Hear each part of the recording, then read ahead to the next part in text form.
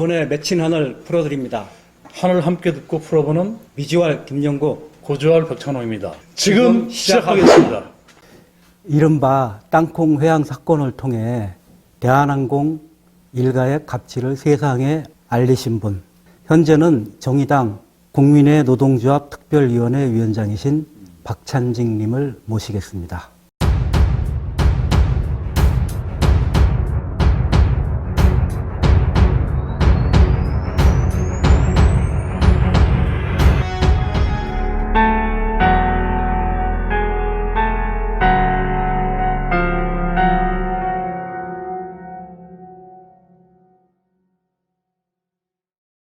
안녕하세요. 네, 안녕하십니까. 반갑습니다.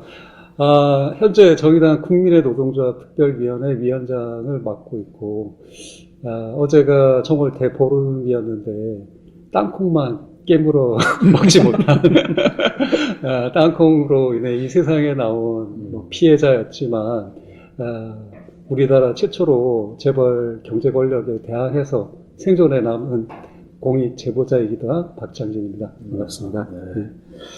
그냥 이렇게 시작하셨는데 한번 좀 편하게 한번 자기 소개를 한번 자신에 대해서 한번 소개를 해주시죠. 저는 이제 1996년 12월 9일에 대한항공에 입사를 했고요. 입사하자마자부터 당시 우리나라에 뭐 아시아나가 당시에도 있긴 했지만 규모 면에서 뒤처지다 보니까 대한항공이 대내외적인 VIP 담당 항공사였습니다.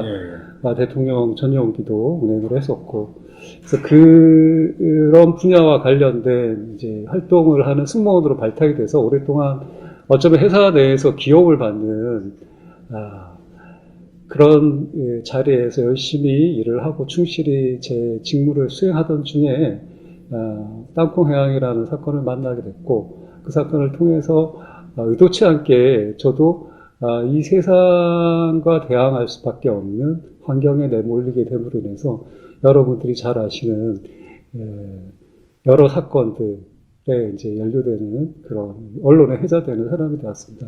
그 이후에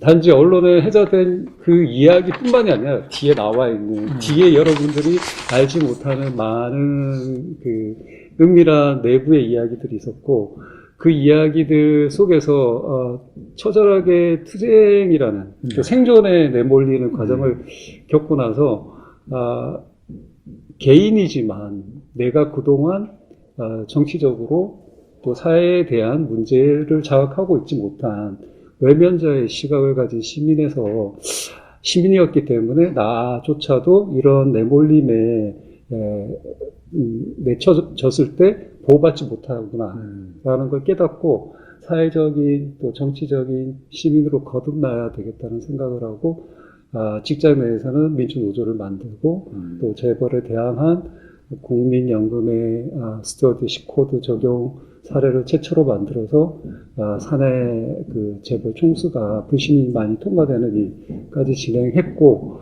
그 이후에 현재 이제 정치 신인으로서 새로운 출발을 하려고 하고 있습니다.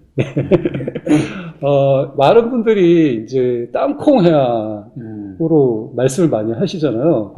두 분 선생님들은 회항이라는 의미를 정확하게 아시나요?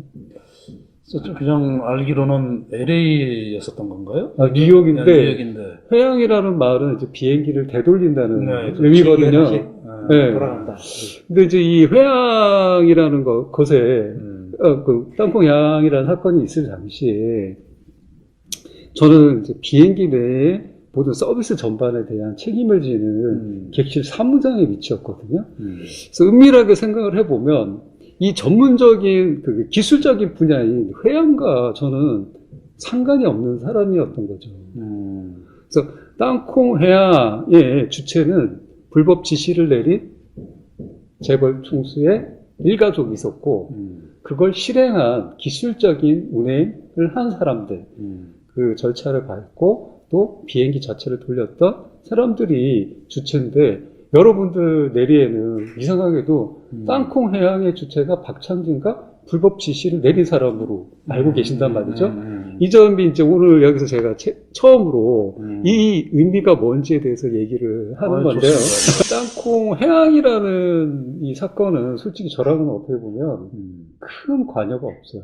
여기 회항을 할 수 있는 주체가 제가 아니었기 때문에 저하고 그 사건에 연루된 가해자였던 조현아 씨하고의 사건의 이름은 땅콩 폭행 사건이었어요.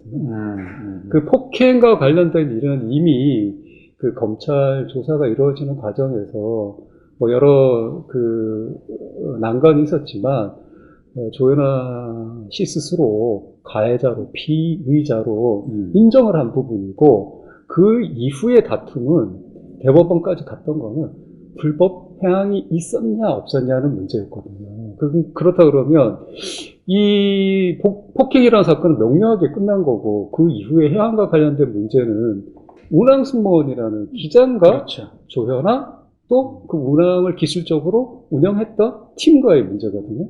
근데 이상하게도 이 사건에서 여러분들은 회항과 직접적인 관련이 있는 기장들은 아마 한 번도 언급되거나 본 적이 없으실 거예요. 그럼 왜 그렇게 됐느냐. 이런 얘기를 나중에 제가 좀 말씀드리고 싶고요. 지금 질문한 거. 처음에는 이제 네. 제가 그 이야기 듣기로는 네. 그 조연아 씨가 자기는 뭐 욕한 적도 없고 폭행한 적도 없다. 네. 그렇게 해서 더 그 열받으신 거 아니에요? 처음 이제 이 사건이 발생하고 제가 뉴욕 공항에 내려서 회사와 이제 접촉을 했을 때 회사는 될 수 있으면 좋게 해결하자라고 저에게 이제 유도를 했고 저 또한 이제 그 월급이라는 그 생존권이 달린 문제이기 때문에 가서 그냥 벌 정도 받으면 되겠지. 그래 내가 길게 이 생존권을 유지해야 되니까라는 생각을 했던 것 같아요. 근데 막상 회사에 들어와 봤더니 너무나도 다른 방향으로 사실이 왜곡되어 있는 거죠. 대한항공이 1차, 2차, 3차에 걸쳐서 이제 그 사과문을 냈는데 사과문 내용 모두가 처음에는 회항이 없었다, 폭행이 없었다 했다가 여론이 안 좋아지니까 또 이제 기내에 있던 승객의 진술이 나오고 하니까 그게 있긴 있었는데 실제로는 박창진이라는 사람이 무능하고 너무 잘못돼서 이 일이 생겼다라는 식으로 그냥 사건의 중심을 돌리는 걸 떠나서 한 사람의 인권과 인격을 그냥 무참하게 짓밟는 짓을 한 거죠. 그거와 동시에 저와 관련된 사실과도 전혀 관련이 없는 찌라시를 만들어서 유포를 전국에 한 거예요. 그 내용을 나중에 이제 재판 과정에서 보니까 저희 회사에 있던 동료 선배가 그것도 이제 그 당시 조현아 부사장 밑에 제일 충실하게 그 서포팅을 하고 있던 상무에 아주 가까운 그러니까 뭔가 이권의 그 팀바구니에 놓여 있는 그런 선배 한 분이 그 작성을 해서 유포를 한 거더라고요. 그런 과정을 통해서 내가 여기서 진실을 얘기하지 않으면 회사에서 입을 다문다고 해서 내 생존권이 보장되지 않겠구나라는 그런 엄연한 현실에 이제 직면하게 됐고, 그게 이제 노동자이자 뭐 어떻게 보면 그 재벌 그 경제 권력에 비해서는 정말 약자의 입장인 제가 저항할 수 있는 방법은 스스로 이게 어떤 일인지 진실을 얘기할 수밖에 없는 상황에 내몰린 거죠. 그래서 제가 이제 진실을 얘기했던 거고, 말씀하신 대로 이제 조현아 씨가 왜 그런 폭행이라는 걸 인정할 수밖에 없었냐. 이게 모든 증거가 다 있는 거죠. 제3자의 증언도 있고, 뭐, 당시에 이제 제가 당했던, 뭐, 그 의료 기록이라든지, 이런 것도 다 있다 보니까, 이걸 부정했다가는, 그 당시 조현아 씨가 법정 구속이 된 상태였거든요. 그래서, 이게 더 중한 벌로 갈 것 같으니까, 인정을 한 거죠, 스스로. 네. 그래서, 한 3개월 만에 인정을 하고 넘어갔었고, 그 이후에 이제 제가 뭐 손해배상이라든지 이걸 요구했던 거는, 잘 아시는 것처럼 우리 사회에서 이 가진 자들, 기득권에 대한 징벌이라는 게 손범방이 처벌받잖아요. 그렇죠. 그래서 오늘도 그런 기사가 있었는데 어떤 20세의 청년이 경범죄를 저질러서 한번 감옥에 들어갔다가 나왔는데 일자리도 못 구하고 이러다 보니까 이 그물지경에서 이제 4만 원 정도의 어떤 뭐 이게 식품을 훔쳤는데 그분한테 가해진 법정의 판결은 징역 7개월이 나왔단 말이죠. 근데 수백억, 수천억의 손실을 일으키는 우리 경제 권력들한테는 거의 대부분 무죄가 나오는 것처럼 그런 현실을 이제 제가 보다 보니까 그 안에서 저항을 할 수밖에 없었고 뭐 그랬습니다. 근데 이게 참 어쨌든 거대 그 조직, 자본, 뭐 어쨌든 대한항공이라고 하는 역사와 전통 있는 조직인데 아까 이제 말씀을 잠깐 했지만 네. 6년 동안 거기서 싸우고 버틴 그런 힘이 어떻게 이게 나올 수 있었는지 그 참 사실 궁금했거든요. 금방 저 정도의 기업하고 어떻게 보면 사람들이 보기에는 일개사무장이다 이렇게 했는데 금방 그런 정도의 압박이라든가 이런 게 있으면 사실 뭐 한 달도 못 버티고 나올 텐데 어떻게 이렇게 버틸 수 있었는지 참 그게 궁금해요. 저도 이제 초기에는 이 사건이 너무나도 커지다 보니까 이 공황장애가 생기게 되더라고요. 공황장애가 생기는 가장 큰 이유가 뭐 조금 오해하시는 분들은 조현아 씨한테 폭행을 당해서 생겼다고 제가 저러나? 라는 말씀을 하시는데 그것보다는 요새 뭐 조국 사태라든지 또 검찰이나 언론 권력이 이제 어떤 피해자가 생겼을 때 그걸 언론에 내비치는 방식의 문제를 보면 아실 수 있듯이 저 같은 경우도 이 아무런 보호막이 없는 상태에서 우리나라에 있는 거의 뭐 제가 알기로는 한 970개의 언론사가 현재 있다라고 하는데 그 모든 언론사가 일제히 집을 찾아오고 전화를 뭐 지속적으로 하고 제 주변에 사소한 그 어떤 뭐 개인적인 공간까지 다 찾아가서 뭔가를 캐내려고 하고 이런 과정을 겪다 보니까 이 사람이 반미치광이가 될 수밖에 없더라고요. 그래서 제가 이제 오랫동안 그런 이제 정신적인 압박 또 질병을 이제 치료하기 위해서 한 1년 정도를 있다 보니까 주변에 많은 분들은 지금 선생님 말씀하신 것처럼 아예 너 거기 갔다가는 정말 1시간도 못 버틴다. 그러니까. 거기에 갈 생각하지 마라. 포기를 많이 강요를 했죠. 저도 이제 쉬운 선택이 포기일 수밖에 없다라는 것도 알았고 제 이전에 많은 공익 제보자라든지 또 권력 간의 다툼에 있어서 약자에 있는 사람들이 그런 저항을 했다가 오히려 후폭풍으로 자기 목숨까지 내놓는 그런 이제 자기를 증명할 길이 그것밖에 없기 때문에 결백을 위해서 죽음까지 선택하는 과정들을 우리 사회에서 너무나도 많이 봤기 때문에 저도 이제 쉬운 포기를 선택하려고 했는데 마지막 순간에 이제 제가 종교가 있는데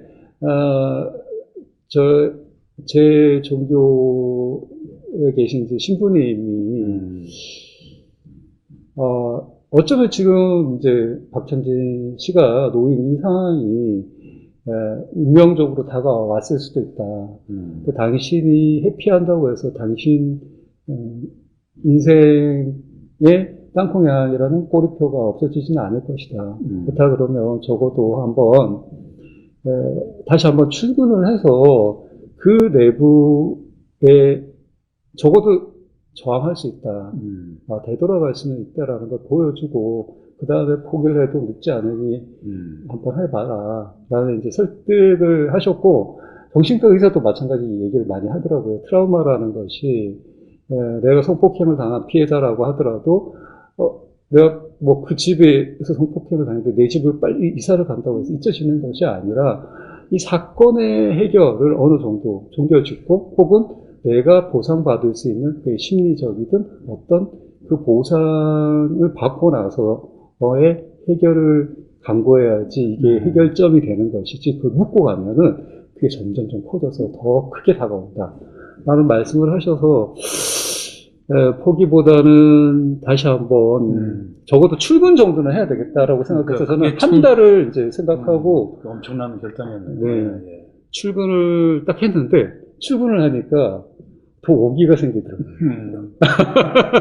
아니, 출근해서 왕따 당하지 않으셨어요?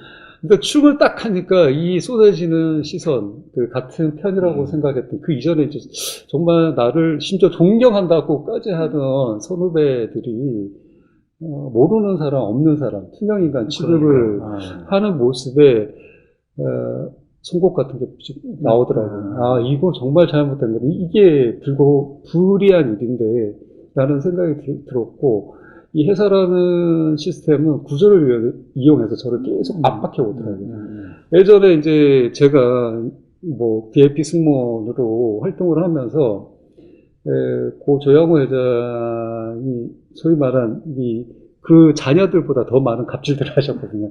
이게 비행기를 타서 승무원이 방송을 하는데 발음이 마음에 안 든다, 목소리가 마음에 안 든다, 그래서 뭐 전 회사가 다 뒤집어지고 그 승무원들이 징계를 받고, 그래서 이런 일이 있을 때마다 제가 대표로 가서 뭐 영어 브리핑을 이제 뭐 그 모범 사례로 뭐 앞에서 시범을 보인다든지 그런 이제 방송을 보인다든지 했는데 제가 복귀를 했더니 한국어 발음도 좋지 않고 뭐 발음도 좋지 않아서 사무장 자격을 줄 수 없다라고 얘기를 하는데 이걸 이제 견고한 회사라는 우리 뭐 잘 아시겠지만 우리 사회가 성장 위주의 경제 시스템 가지고 오다 보니까 이 주식회사하고 공공재의 개념을 갖고 있는 회사 주식회사잖아요. 우리 대부분의 재벌들이. 근데 거기 안에 이루어지는 일들에 대해서는 노동 탄압이라든지 어떤 규정을 이용해서 그 내부를 장악하고 핍박하는 것에 대해서는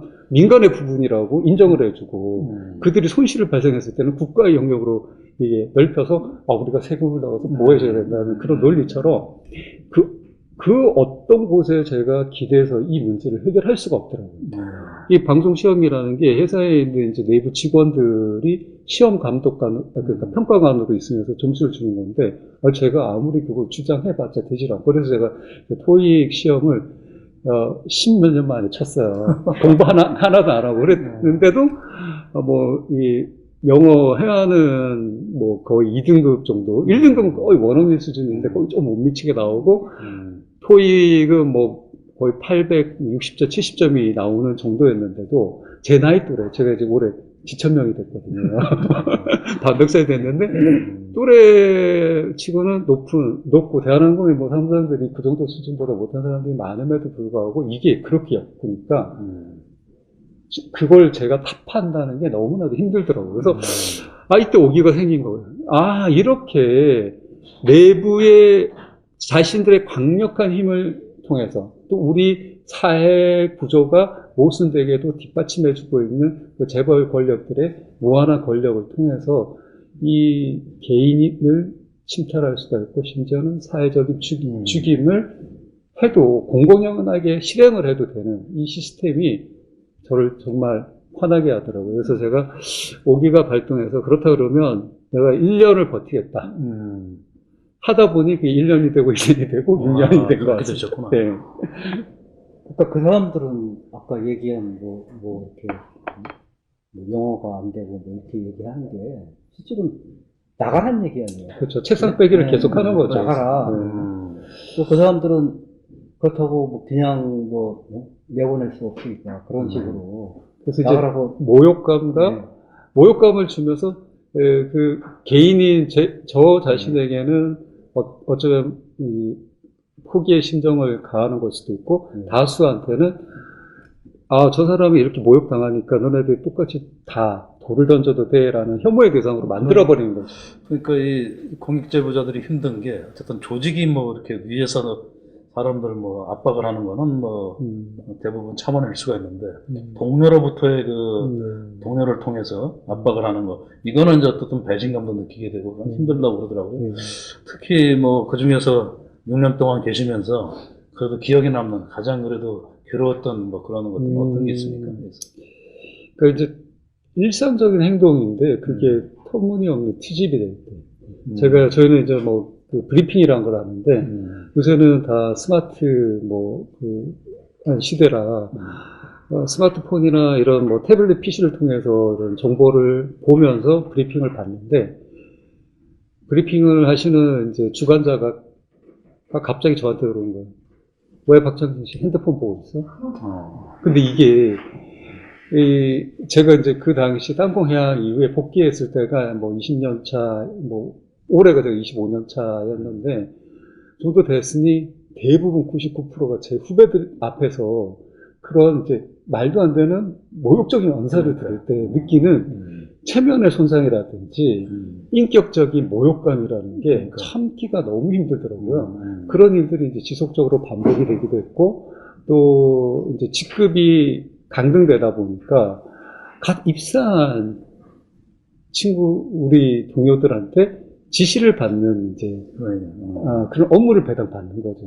그래서 선생님이 지금 뭐 부사장으로 있다가 갑자기 신입사원한테 A4지 용지 어디 있는지 체크해서 가져오라는 이런 명령을 받게 되는데, 그걸 하는 게 모욕적인 게 아니라 이 과정, 또 이 과정을 보고 있는 사람들한테 내비치는 내 모습이 그러니까 이제 모욕감에 노출되게끔 하는 거죠. 모욕감과 무능력자로 만들고, 그래서 계속 그 자존감을 낮게 만드는. 맞습니다. 그런 그래서 과정이라는 자존감이라는 표현이 참 맞는 것 같아요. 그래서 자존감의 하락을 이제 많이 경험했죠. 그래서 근데 다른 뭐 저도 회사에서 그런 이제 찍힘을 당해서 우리 회사 내부에서 나가시는 분들을 볼 때, 아, 그까짓 거 못 참아? 라는 얘기를 쉽게 했는데, 아, 정말 참기 힘들더라고요. 그 사소한 일들이. 그 제가 보기에는 그게 교육, 뭐, 회사나 조직이 아니고, 오너 일가한테 걔들 뭐 잘못 보이면, 이렇게 된다는 그렇죠. 원복이 뭐 있는 그런 게 거예요. 가장 그게 이제, 다른 직원들한테도. 맞습니다. 맞습니다. 그래서 이제 제가 땅콩향 났을 때, 아, 이것도 이제 이런 또 보도 매체를 통해서 처음 얘기하는데, 그때 딱 느꼈던 것 같아요. 알 수 있는 어떤 사인이 있었던 것 같아요. 뭐였냐면, 저는 당시 이제 객실 사무장의 직급이었기 때문에, 그 비행기에서 하기하고 돌아올 때는 제 비행기는 벌써 떠났잖아요. 그래서 다른 비행기를 타고 오니까 여행자의 개념으로 오게 되는데, 그러면은 이제 티켓을 비즈니스 클래스 이상을 주게끔 돼 있어요. 근데 공항에 딱 갔더니 이코노미 제일 뒷자리를 주는 거예요. 그 화장실 옆자리를.